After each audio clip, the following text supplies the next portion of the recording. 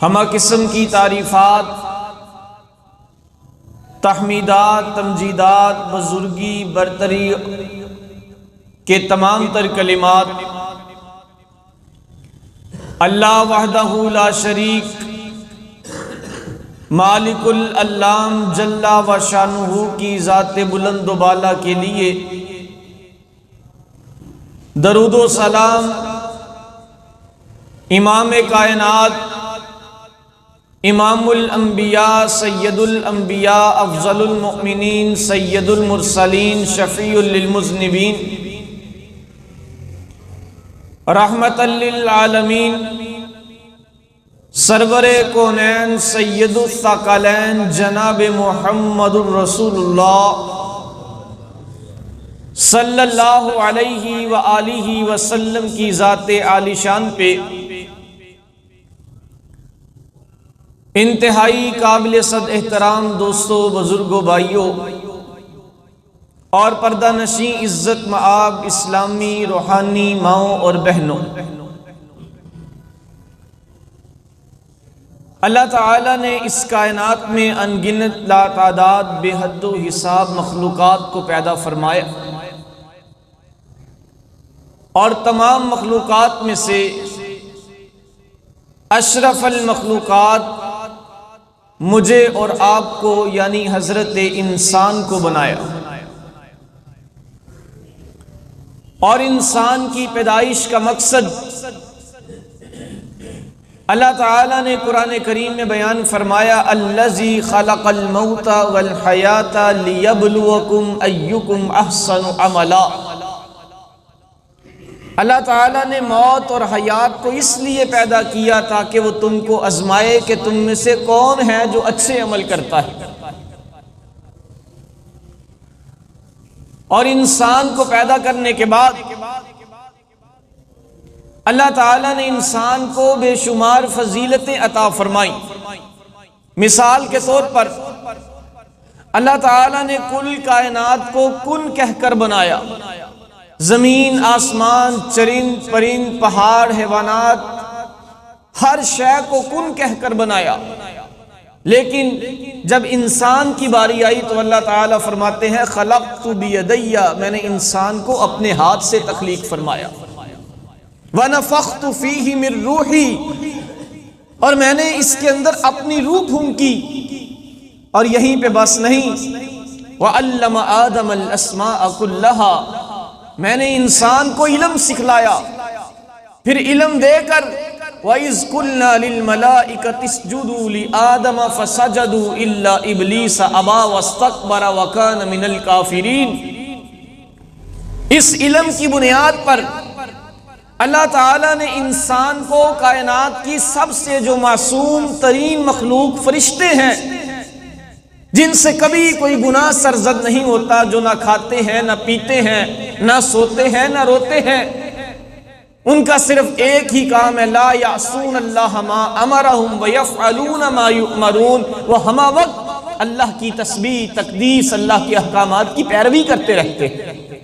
ایسی عظیم اور پاکیزہ مخلوق کے اوپر بھی اللہ نے مجھے اور آپ کو برتری عطا فرمائی، علم کی دولت عطا کر کے، اور پھر فرمایا کہ اے فرشتو، یہ میرا آدم ہے، میری قدرت کا کمال اور جمال ہے، اور میری مخلوقات میں سے سب سے زیادہ بڑھ کر یہ اعلیٰ، اشرف اور افضل ہے۔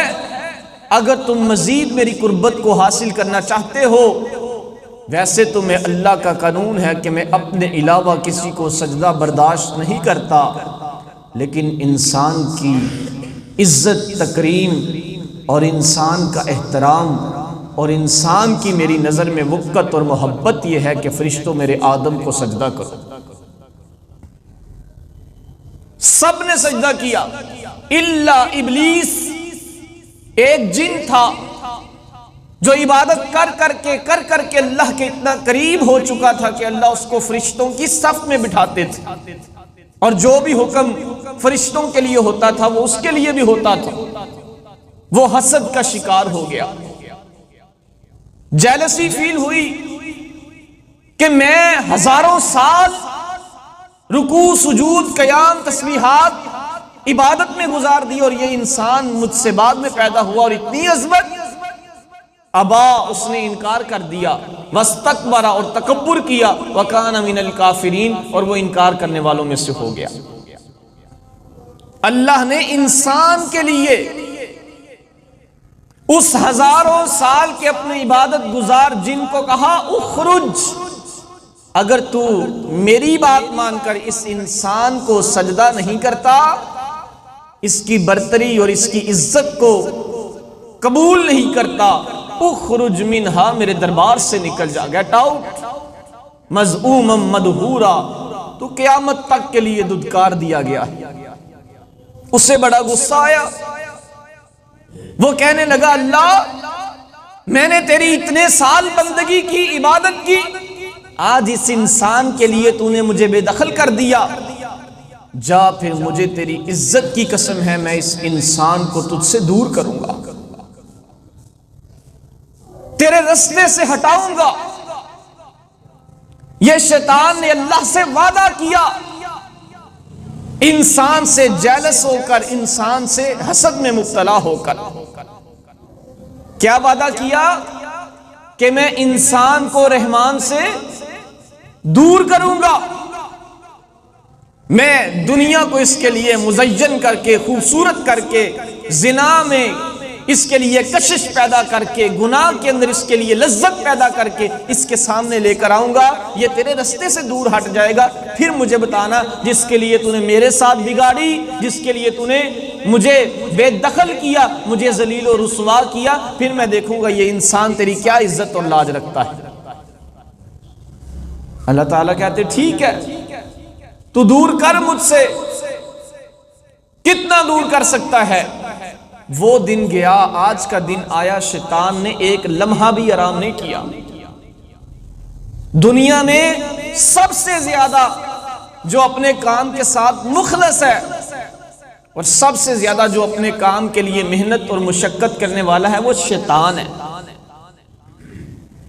ایک لمحہ بھی اس نے ضائع نہیں کیا، ہمہ وقت اس انسان اور رحمان کے دشمن کی یہ کوشش ہے کہ انسان اور رحمان ایک دوسرے سے جتنا دور میں کر سکتا ہوں کر دوں۔ اب یہ امتحان کس کا ہے؟ انسان کا۔ یہ خود کو پیدا کرنے والے، عزت دینے والے، برتری دینے والے، فوقیت دینے والے، اشرف بنانے والے، افضل بنانے والے، احسن التقویم بنانے والے خدا کے قریب ہوتا ہے یا اللہ کے اور اپنے دشمن شیطان کے قریب ہوتا ہے؟ اللہ فرماتے ہیں وَهَدَيْنَاهُ النَّجْدَيْنِ، رستے دو ہی ہیں، ایک رحمان کا، ایک شیطان کا، ایک حق کا، ایک باطل کا، ایک توحید کا اور دوسرا شرک کا، ایک سنت کا اور ایک بدعت کا۔ لیکن دنیا کی زندگی میں زندگی گزارتے ہوئے میں نے انسان کو یہ آزادی دی ہے، یہ رستہ اپنی مرضی سے اختیار کرے۔ کل قیامت کا دن رزلٹ میں اناؤنس کروں گا، جو میرے ہو کے آئیں گے میں ان کے لیے جنت کے 8 دروازوں کو کھول دوں گا، اور جو شیطان کے ہو جائیں گے، قسم ہے رب کعبہ کی، شیطان محشر کے میدان میں کہے گا اے آدم کے بیٹے میں کوئی تجھ سے زبردستی تو گناہ نہیں کرواتا رہا، میں تو بس تیری ذہن سازی کرتا تھا، میں تو بس تیرے دماغ میں خیالات کو پیدا کرتا تھا، گناہ تو خود اپنی مرضی سے کرتا تھا۔ تو میرے بھائیوں، روز اول سے شیطان کی یہ کوشش ہے کہ وہ ہمیں رحمان سے دور کرے، اور آج ہم اگر اپنی کیفیت کو دیکھیں تو ہر شخص دنیا کے پیچھے لگا ہوا ہے، دنیا کی دولت کے پیچھے بخلاہٹ کا شکار ہوا ہے، اور دین سے دور، اللہ سے دور، قرآن سے دور اور رحمان سے دور۔ اس کی صبح دوپہر شام صرف ایک ہی فکر میں گزرتی ہے، میری دنیا کس طرح بہتر ہوگی۔ تو میرے بھائیوں، آج کے اس خطبہ جمعہ میں آپ کو یہ دعوت دینا چاہتا ہوں کہ پلٹ آئیے اللہ کی طرف۔ ایک مسلمان ہونے کی حیثیت سے میرا اور آپ کا یہ عقیدہ اور ایمان ہے کہ ہماری کامیابی و کامرانی، ہماری نجات وہ کس میں ہے؟ رجوع اللہ، اللہ کی طرف پلٹنے میں ہے۔ میرے بھائیو، اللہ نے ہمیں پیدا ہی اس لیے کیا ہے کہ اللہ ہم سے اپنی بندگی کروائے۔ کیا فرمایا؟ بسم اللہ الرحمن الرحیم،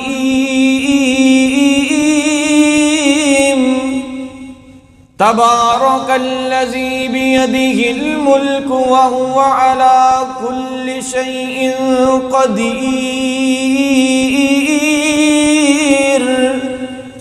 الذی خلق الموت والحیاة لیبلوکم ایکم احسن عملا وہو العزیز الغفور۔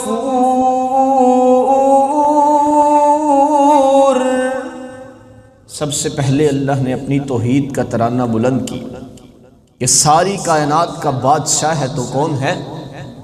تبارک الذی بیدہ الملک، کائنات کے خزانے اور طاقتیں اور قدرتیں کس کے ہاتھ میں ہیں؟ اللہ کے ہاتھ میں۔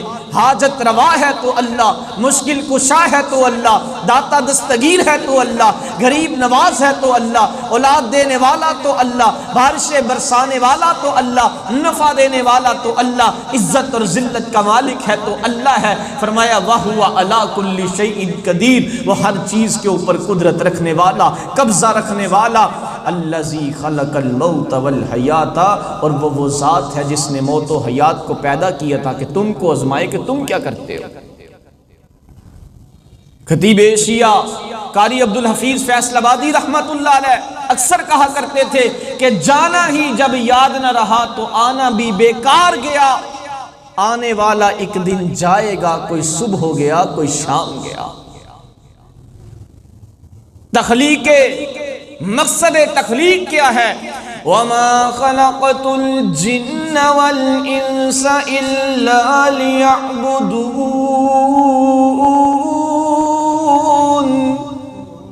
نہیں میں نے جنوں اور انسانوں کو پیدا کیا مگر اپنی عبادت کے لیے، اپنی بندگی کے لیے۔ گویا کہ جو رب کی بندگی سے دور ہے، جو اللہ سے دور ہے، ساری کائنات اس کے قدموں میں بھی پڑی ہو، اللہ کی قسم وہ ناکام اور نامراد شخص۔ بڑا مال تھا فرعون کے پاس، بڑی بادشاہت تھی اس کی، بڑی سطوت، بڑا روب اور بڑی ہیبت اور بڑا جلال تھا۔ قارون کے پاس اتنی دولت تھی، کئی اونٹوں کے قافلے اس کے خزانوں کی چابیاں اٹھا کر لے کر آیا کرتے تھے، لیکن وہ بادشاہت کہاں گئی؟ کیا وہ اس کے کسی کام آئی؟ کیا وہ اللہ کے عذاب سے اس کو بچا سکی؟ نجات اور کامیابی اللہ کی طرف پلٹنے میں ہے، اللہ کے ساتھ رجوع کرنے میں ہے۔ تو میرے بھائیو، رمضان کا مہینہ ہے، ہم دنیا داری کے اندر اس قدر پڑ چکے ہیں کہ شیطان نے ہمیں غافل کر دیا ہے۔ اقترب للناس حسابهم وهم فی غفلۃ معرضون، یہ دنیا کئی صدیاں پرانی ہے، میرے اور آپ کے جیسے کئی آئے چلے گئے۔ نہ سوچے کہ کاروبار زندگی، کاروبار دنیا میری وجہ سے چل رہا ہے۔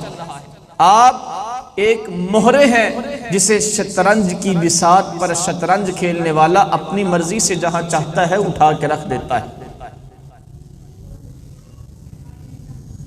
میرے بھائیوں، میرے عزیزوں، دین اور شریعت اور نبی علیہ السلام کا اسوہ ہمیں کاروبار کرنے سے منع نہیں کرتا، دنیا داری کے معاملات چلانے سے منع نہیں کرتا، بلکہ دین کے اندر تو اتنی وسعت اور کشادگی ہے کہ اگر کوئی شخص رزق حلال کی نیت سے اور اپنے بچوں کو محتاجگی سے بچانے کی نیت سے کاروبار کرتا ہے تو اللہ اس کا بھی اجر و ثواب عطا فرماتے ہیں۔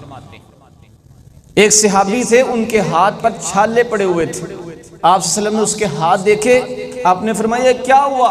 کہنے لگا میں جنگل میں لکڑیاں کاٹتا ہوں اپنے بچوں کے لیے، کلہاڑا چلا چلا کر میرے ہاتھوں کے اوپر چھالے پڑے ہوئے ہیں۔ فرمایا تیری نجات کے لیے یہ چھالے ہی کافی ہیں۔ مت سمجھے کہ دین ہمیں کہتا ہے کہ اپنا کام چھوڑ دیں، کرو، نہیں۔ آپ بلڈر ہیں، آپ ڈاکٹر ہیں، آپ انجینئر ہیں، آپ عالم ہیں، آپ جس بھی حیثیت میں ہیں، لیکن ایک نقطہ آپ کے دماغ میں ہونا چاہیے کہ میں جو بھی ہوں جہاں بھی ہوں اللہ سے میری دوری نہیں ہونی چاہیے۔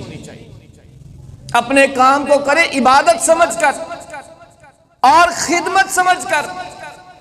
ایک صحابی وہ مزدوری کر رہے تھے اور پسینے کے اندر شرابور تھے، سخت گرمی کا موسم تھا۔ نبی صلی اللہ علیہ وسلم سے کسی نے پوچھا اس کو بھی ثواب ملے گا؟ آپ نے فرمایا کہ اگر یہ اپنے بچوں کو محتاجگی اور سوال سے بچانے کے لیے یہ محنت کر رہا ہے تو اسے اس کے بدلے بھی اجر و ثواب دیا جائے گا، اور اگر یہ اس لیے کام کر رہا ہے کہ میں دنیا کے اندر مقابلہ کروں دولت کا اور شہرت کا تو پھر یہی مال اس کے لیے وبال جان بن جائے گا۔ آپ اپنی نیت کے ساتھ اپنے 24 گھنٹوں کو عبادت بنا سکتے ہیں۔ نیت یہ ہو میں اس لیے سو رہا ہوں کہ رات اللہ نے سونے کے لیے بنائی ہے، صبح اٹھ اس لیے رہا ہوں وَجَعَلْنَا اللَّيْلَ لِبَاسًا وَجَعَلْنَا النَّهَارَ مَعَاشًا، دن کو اللہ نے کاروبار کرنے کے لیے بنایا ہے۔ اللہ کی قسم جہاں تک میں دین کو سمجھا ہوں، آپ قضائے حاجت کرنے کے لیے بھی جاتے ہیں تو اجر و ثواب ملتا ہے اگر نیت یہ ہو۔ دعا پڑھ کے جائیں، دعا پڑھ کے نکلیں۔ دین کے اندر بڑی وسعت ہے، عبادت کا مفہوم بڑا وسیع ہے۔ تو میرے بھائیوں پلٹ آئیے اللہ کی طرف۔ سب سے پہلے میں آپ کو یہ بتانا چاہتا ہوں کہ اللہ ہے کون۔ بدقسمتی سے ہمارا زوال اور ہمارا المیہ یہ ہے کہ ہمیں یہی پتہ نہیں، ادراک نہیں کہ اللہ کون ہے۔ کاش کہ مجھے اور آپ کو سمجھ میں آ جائے کہ اللہ کیا ہے، اللہ کون ہے۔ اللہ تعالیٰ اپنا خود تعارف کرواتے ہیں، یا ایھا الناس اعبدوا ربکم الذی خلقکم والذین من قبلکم لعلکم تتقون۔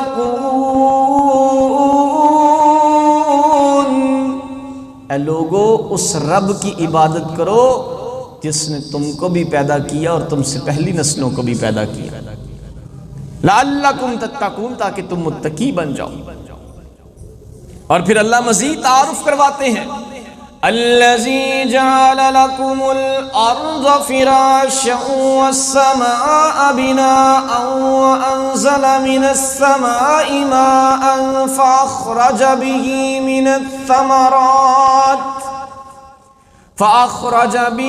من الثمرات رزقا لکم فلا تجعلوا للہ اندادا وانتم تعلمون۔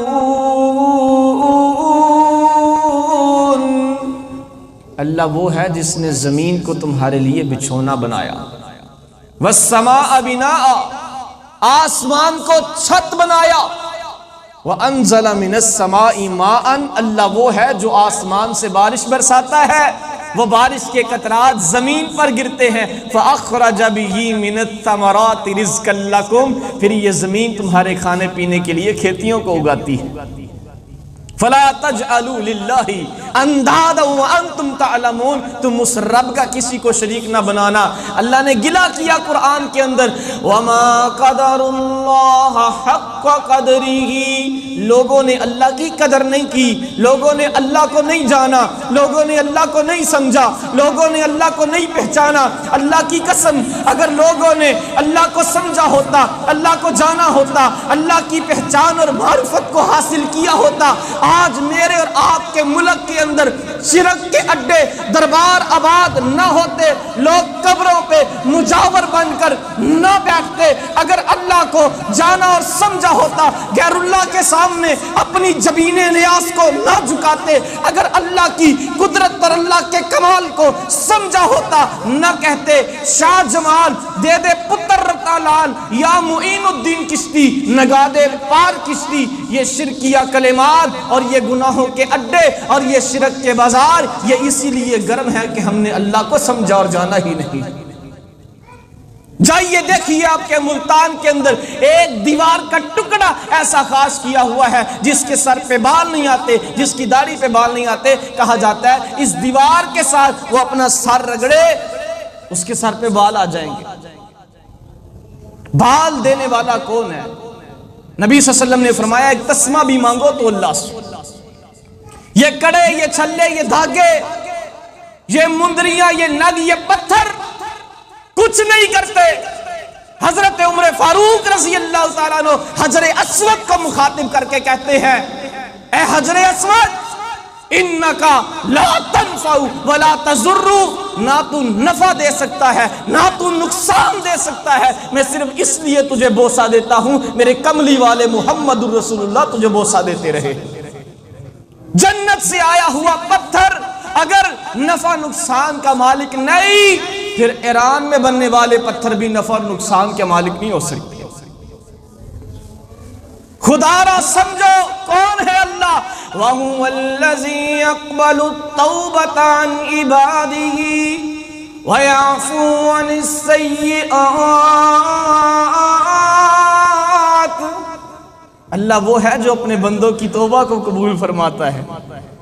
اللہ وہ ہے، حدیث سے قدسی سنیں آپ کا ایمان تازہ ہو جائے گا. آج ہم کیوں اللہ سے دور ہیں؟ کیونکہ ہم نے اللہ کو سمجھا نہیں. ہم کیوں گناہوں میں مبتلا ہیں؟ کیونکہ ہم نے اللہ کی قدر کو نہیں جانا. حضرت انس رضی اللہ تعالیٰ عنہ اپنی قوم کے لوگوں میں گناہ دیکھتے ہیں تو فرماتے ہیں میری قوم کے لوگوں، آج جن گناہوں کو تم بال کے برابر بھی نہیں سمجھتے، اللہ کے نبی کے زمانے میں ہم ان کو ہلاک کر دینے والے گناہ سمجھا کرتے تھے. آج سود کو گناہ نہیں سمجھا جا رہا، رشوت کو گناہ نہیں سمجھا جا رہا. میں نے دیکھا ہے بڑے بڑے دیندار لوگ، نمازی پرہیزی حاجی لوگ جب بیٹے کی نوکری کی باری آتی ہے گڈیاں لے کر پہنچ جاتے ہیں نوٹوں کی اور کہتے ہیں اپنا حق لینے کے لیے یہ ہم قیمت ادا کر رہے ہیں. طویلیں کرتے ہیں گناہوں کی. میرے بھائیوں، اگر اللہ کی ہمیں پہچان حاصل ہوتی میرے اور آپ کے معاشرے میں، یہ جو ناپ تول کے پیمانے ہیں، جو پیٹرول پمپس کی صورتحال ہے آپ کے سامنے ہے، اس میں کمی بیشی نہ ہوتی. قوم شعیب کو اللہ نے کیوں تباہ کیا تھا؟ نہ یہ تو ہم نبی صلی اللہ علیہ وسلم کی دعا کی وجہ سے بچے ہوئے ہیں. کوئی گناہ ایسا نہیں جو سابقہ قوموں میں موجود تھا لیکن ہم میں موجود نہ ہو.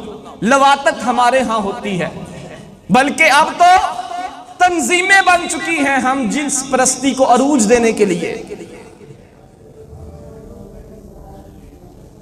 کون سا گناہ ہے جس سے ہمارا معاشرہ شرک کے بازار گرم، زنا کے اڈے گرم اور سود اور رشوت کا بازار گرم، ناپ تول میں کمی، بے ایمانی، غلط بیانی، جھوٹ، چکاری، خیانت، کرپشن عام ہے.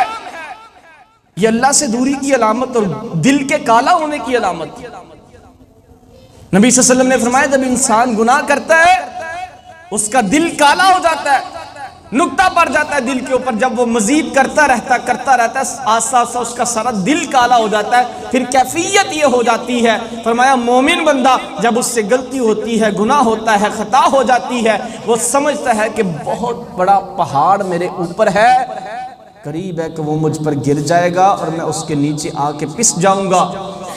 وہ فٹافٹ توبہ کرتا ہے، اس کا ضمیر اسے چین نہیں آنے دیتا، ملامت کرتا ہے. لیکن فرمایا جو منافق بندہ ہوتا ہے جب اس سے غلطی ہوتی ہے اس کے لیے اسی طرح ہوتا ہے جس طرح ناک پہ مکھی بیٹھی تھی اس نے اڑا دی. تو میرے بھائیوں، رجوع اللہ، یہ رمضان کا مہینہ رجوع اللہ کا مہینہ ہے. جو ہوا سو ہوا توبہ کیجئے. توبہ کا معنی بھی یہی ہے، پلٹنا، رجوع کرنا. اور اللہ تعالیٰ قرآن پاک میں جگہ جگہ اپنے بندوں سے یہ تقاضا کر رہے ہیں، یا ایھا الذین آمنوا توبوا الی اللہ توبۃ نصوحا. اے ایمان والو اللہ کی طرف پلٹو، اللہ کی طرف رجوع کرو. خدا کی قسم اللہ اتنا رحیم و کریم، مشفق، مہربان ہے. حدیث سے قدسی ہے، اللہ فرماتے ہیں یا ابن آدم، اے آدم کے بیٹے، انکا ما دعوتنی ورجوتنی، بے شک اگر تو مجھ اللہ کو ہی بلائے اور ساری امیدیں مجھی سے وابستہ رکھے تو اللہ فرماتے ہیں غفرت لک علی ما کان فیک ولا ابالی، میں اللہ کو کوئی پرواہ نہیں، میں اللہ تیرے سارے گناہوں کو معاف کر دوں، مجھے کوئی پوچھنے والا ہی نہیں۔ اللہ الصمد، میں بے نیاز ہوں، بے پرواہ ہوں، میری طرف پلٹا تو صحیح، قدم اٹھاؤ تو صحیح، نیکی چاہے نہ کرنا، تیرا قدم اٹھانا ہی میں تیرے لیے بخشش کا سبب بنا کر جنت کا داخلہ عطا کر دوں گا۔ آپ کہیں گے دلیل کیا ہے؟ بنی اسرائیل کا شخص ہے، 99 قتل کر چکا ہے، بالآخر ضمیر نے ملامت کیا، احساس گناہ ہوا، ایک پادری کے پاس گیا، کہنے لگا مجھ سے 99 قتل ہو چکے ہیں، کیا میری توبہ کا دروازہ کھلا ہوا ہے؟ وہ کہاوت آپ نے سنی ہوگی، نیم حکیم خطرہ جاں، نیم ملا خطرہ ایما۔ وہ پادری کہنے لگا اوہ 99 قتل، تیری توبہ کا تو تصور ہی نہیں ہے۔ اسے غصہ آیا، اس نے کہا چل پھر تو ادھر کیا کر رہا ہے؟ اس نے اسے بھی قتل کر کے سینچری مکمل کر دی۔ پھر ضمیر نے ملامت کیا، ایک اللہ والے کے پاس پہنچا، پوچھا 100 قتل کر چکا ہوں، کیا میری توبہ کا کوئی دروازہ؟ کہا کیوں نہیں، تو 100 کی بات کرتا ہے؟ حدیث قدسی اللہ فرماتے ہیں اِنَّكَ لَوْ بَلَغَتْ ذُنُوبُكَ عَنَانَ السَّمَاءِ، اگر تیرے گناہ اتنے ہو جائیں تیرے قد سے، جسم سے بڑھتے بڑھتے بڑھتے بڑھتے آسمان تک لگ جائیں، چاند اور ستارے تیرے گناہوں کی لپیٹ میں آ جائیں، اور گناہوں سے آسمان بھر کر تیرے گناہ میں اللہ کے عرش تک پہنچ جائے، لیکن شرک نہ ہو، غفرت لک ولا ابالی، مجھے کوئی پرواہ نہیں، میں معاف کر دیتا ہوں۔ پھر بھی جو اللہ کے در پہ نہ آئے، پھر بھی جو اس رمضان کو اپنی توبہ اور مغفرت کا سبب اور ذریعہ نہ بنائے، اپنا کھاتا کلیئر نہ کروائے اور اپنے گناہوں کو نیکیوں کے اندر تبدیل نہ کروائے، اس سے بڑا بدبخت شخص کون ہوگا؟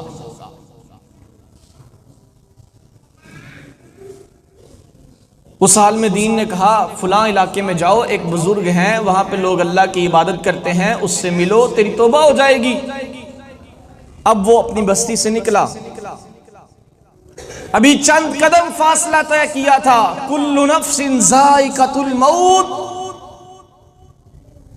اس کی روح کف انصری سے پرواز کر گئی۔ اب فرشتے آ گئے، ادھر جنت والے، ادھر جہنم والے، ادھر رحمت والے، ادھر اللہ کے غصے اور ناراضگی والے۔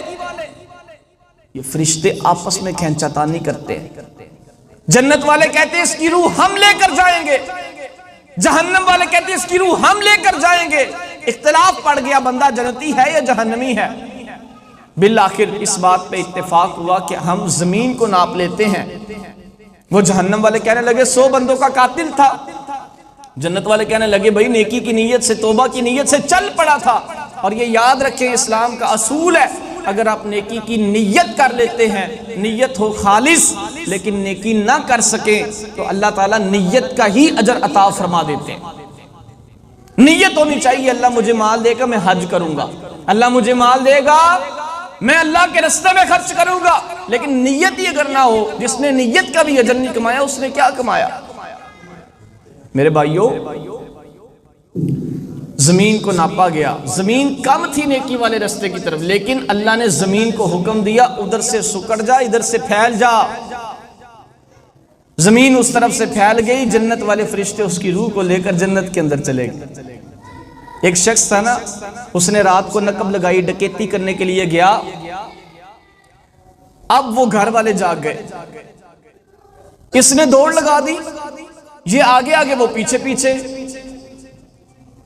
اب گاؤں سے جب باہر نکلا تو دیکھا گاؤں کے باہر ایک چھوٹی سی مسجد ویران پڑی ہوئی ہے، دیوار پھلانگتا ہے، پھلانگ کر اندر آ کے قیام کی حالت میں کھڑا ہو جاتا ہے، ہاتھ باندھے ہوئے ہیں، جھوٹا موٹا کھڑا ہے، سچا نہیں کھڑا۔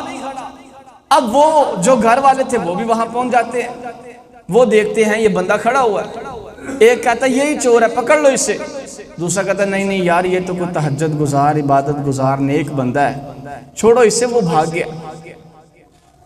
یہ کہہ کر وہ گھر والے واپس چلے جاتے ہیں، یہ بندہ روتا ہوا سجدے میں گر جاتا ہے، کہتا ہے اللہ اگر تیرے سامنے جھوٹا کھڑے ہونے سے اتنی عزت ملتی ہے، جب سچے ہو کے تیرے در پہ گریں گے تو کیا ہوگا؟ ہماری بے وفائی پہ بھی تم ہمیں اتنا نوازتے ہو، اگر ہم با وفا ہوتے تو کیا ہوتا؟ رزق، مال، جان، اولاد، اہل و عیال، خیر، برکت سب کچھ دے رہا ہے اللہ، ہمارے گناہوں کے ہوتے ہوئے بھی اگر ہم نیک ہو جائیں، اللہ کی طرف آ جائیں تو سوچے کیا ہو۔ ہر مسئلے کا ایک ہی حل ہے، یہ سبق یاد کر لیں، رجوع اللہ۔ ہر مسئلے کا میں آپ کو ایک واقعہ سناتا ہوں، حیران رہ جائیں گے۔ جب حضرت عمر بن عاص رضی اللہ تعالیٰ عنہ نے 8000 کا لشکر لے کر شام کے اوپر حملہ کیا نا، حضرت عمر رضی اللہ تعالیٰ عنہ کے دور میں شام کے اوپر حملہ کیا، روم کے لوگوں کو علم ہوا، انہوں نے 1,00,000 کا لشکر بھیج دیا۔ ایک طرف کتنے ہیں؟ 8000، دوسری طرف 1,00,000۔ کم من فیۃ قلیلۃ غلبت فیۃ کثیرۃ باذن اللہ۔ کافر ہے تو شمشیر پہ کرتا ہے بھروسہ، مومن ہو تو بے تیغ بھی لڑتا ہے سپاہی۔ حضرات، حضرت واصلہ رضی اللہ تعالیٰ عنہ فرماتے ہیں ہم اتنے پریشان تھے کہ ہمیں سب کچھ بھول چکا تھا۔ جنگوں کے اندر عربوں کا یہ رواج ہے کہ وہ ایسے اشعار پڑھتے ہیں جن سے جذبات ابھرتے ہوں۔ وہ کہتے ہیں ہم اشعار پڑھنے بھی بھول گئے اور ہمیں اس بات کا یقین ہو گیا کہ آج ہماری لاشیں یہاں سے جائیں گی، لیکن وہ کہتے ہیں کہ ہم سب کی زبان پر یہ الفاظ تھے، یا رب محمد انصر امتک محمد، اے محمد کے رب محمد کی امت کی مدد فرما۔ کہتے جب سورج ڈل گیا، غروب ہو گیا تو کیا ہوا؟ ان فرجت فی السماء فرجت، آسمان سے ایک دروازہ کھلا، وخرجت منہا خیولا، اور آسمان سے ہمیں گھوڑوں کے اوپر سفید رنگ کی پگڑیاں پہنے ہوئے نورانی چہرے والے مجاہد اترتے ہوئے نظر آئے، اور ان میں سے ایک کے ہاتھ میں بڑا لمبا نیزہ تھا، وہ سب سے آگے تھا اور کافروں کو مارتا جا رہا تھا۔ رات کا اندھیرا، رات کی تاریکی چھا رہی تھی، اور وہ اپنی زبان سے کہہ رہا تھا ابشروا یا امت محمد فقد اتاکم اللہ بنصرہ، خوشخبری ہو، خوش ہو جاؤ، خوش ہو جاؤ، اللہ تمہاری مدد کے لیے آ گیا ہے۔ کہتے ہم نے اس وقت اللہ کے ساتھ رجوع کیا، 1,00,000 کے لشکر کے اوپر اللہ نے 8000 کے لشکر کو غالب کر دیا۔ ارے بھائیو، ہم میں کمی ہے، ہم کہاں کھڑے ہوئے ہیں؟ فضیل بن عیاض وقت کے بہت بڑے محدث، بہت بڑے عالم، بہت بڑے فقیہ اور چیف جسٹس اپنے وقت کے، ماضی میں بہت بڑے ڈاکو تھے، بہت بڑے ڈاکو تھے۔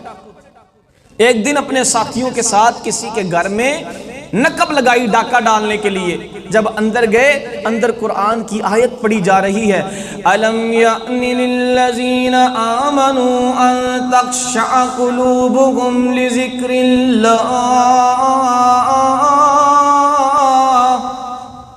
ترجمہ کیا ہے؟ کیا ابھی وہ وقت نہیں آیا کہ تیرا دل اللہ سے ڈر جائے اور تو اللہ کے در پہ آ جائے؟ آواز ایسی تھی، لہجہ ایسا تھا، اخلاص ایسا تھا۔ یہ ڈاکو زمانے کا منجا ہوا، اشتہاری مشہور زمانہ، وہیں پہ سجدے میں گر پڑا، توبہ کی، اور پھر وقت نے ایسا پلٹا کھایا کہ یہی ڈاکو وقت کا بہت بڑا محدث اور عالم بن گیا۔ اسی لیے تو پنجابی کے شاعر نے کہا تھا، او بوا پروردگار دانا چھوڑ بندیا، نہ رب نالو ناتا توڑ بندیا، تو در او دے اتے کدی آیا ہی نہیں، پیار پروردگار دے نال پایا ہی نہیں، تو در او دے اتے کدی آیا ہی نہیں، پیار پروردگار دے نال پایا ہی نہیں، انہیں بخش دیتے ڈاکو تے چور بندیا، بوا پروردگار دانا چھوڑ بندیا۔ میرے بھائیو، رمضان کا رحمت کا مہینہ ہے، خدارا اب جہاں ہیں جیسے ہیں جو بھی کام کر رہے ہیں کریں، اللہ سے دوری نہیں ہونی چاہیے۔ دنیا اور آخرت کی کامیابی اللہ کے ساتھ تعلق کے اندر۔ میں اپنی بات کو مکمل کروں گا۔ نبی مکرم صلی اللہ علیہ وسلم ارشاد فرماتے ہیں، صحیح بخاری کے اندر حدیث ہے، ایک بنی اسرائیل کا بندہ تھا، اس نے ساری زندگی کوئی نیکی نہیں کی تھی، کوئی ایک نیکی نہیں کی تھی۔ جب موت کا وقت قریب آتا ہے نا، بڑے بڑوں کے چھکے چھوٹ جاتے ہیں۔ جب روح انسان کو تڑپاتی ہے نا، قدموں سے نکل آتی ہے اور حلق میں آ کے اٹک جاتی ہے، فَلَوْلَا إِذَا بَلَغَتِ الْحُلْقُومَ، اللہ کہتے ہیں حلق میں آ کے وہ اٹک جاتی ہے، مریض پاؤں ہاتھ مارتا ہے، وَأَنْتُمْ حِينَئِذٍ تَنْظُرُونَ، تم دیکھ بھی رہے ہوتے ہو لیکن کچھ کر نہیں پاتے۔ وہ وقت آ گیا۔ اب یہ کیا کہتا ہے؟ اپنے بیٹوں کو بلاتا ہے، بیٹوں کو بلا کے کہتا ہے میری ایک وصیت ہے۔ وصیت؟ کیا وصیت؟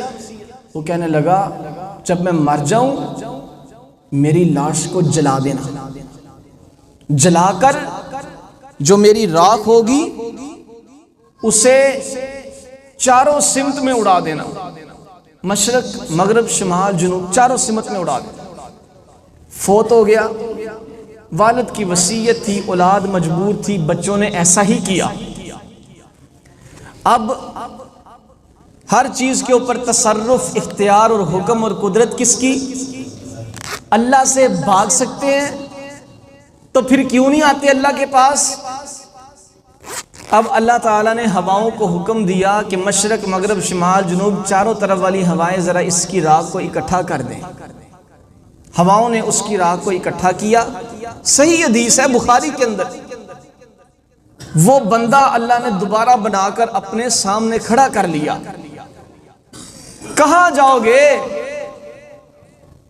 کدھر جا سکتے ہو تم؟ تمہاری اوقات ہی کیا؟ بہار دنیا ہے چند روزہ، نہ چل یہاں سر اٹھا اٹھا کر، خدا نے ایسے ہزاروں نقشے مٹا دیے ہیں بنا بنا کر۔ کھڑا کر لیا سامنے، اللہ اکبر۔ اللہ پوچھتے ہیں لما فعلت ھذا، اور تو نے ایسا کیوں کیا؟ میری آخری بات توجہ کے ساتھ، لما فعلت ھذا، تو نے ایسا کیوں کیا؟ وہ کہنے لگا من خشیتی ربک وانت عالم، اللہ تو بڑی اچھی طرح جانتا ہے میں نے تیرے ڈر اور خوف کی وجہ سے ایسا کیا تھا۔ جب میں مرنے لگا مجھے یاد آیا میری تو نیکی کوئی نہیں، میں کس منہ سے رب کا سامنا کروں گا؟ کہتے ہیں جب اس نے اللہ سے یہ کلمات کہے، اللہ مجھے تیرے سامنے کھڑا ہونے سے ڈر لگتا تھا، میں نے اس لیے یہ وصیت کی کہ مجھے جلا ہی دیا جائے۔ اللہ کہتے ہیں اچھا مجھ سے ڈر کے ایسا کیا تھا؟ جی یا اللہ بالکل۔ کہا جا اگر تجھے مرتے وقت ہی میرا ڈر آ گیا تھا میں اللہ تجھے معاف کر کے جنت میں داخلہ عطا کر دیتا۔ تو در اودے اتے کدی آیا ہی نہیں، پیار پروردگار دے نال پایا ہی نہیں، انہیں بخش دیتے ڈاکو تے چور بندیا، بوا پروردگار دا نہ چھوڑ بندیا۔ پلٹ آئیے اللہ کی طرف، اللہ ہم سب کو اپنے ساتھ یاری لگانے کی توفیق عطا فرمائے۔ وما توفیق الا باللہ العلی العظیم۔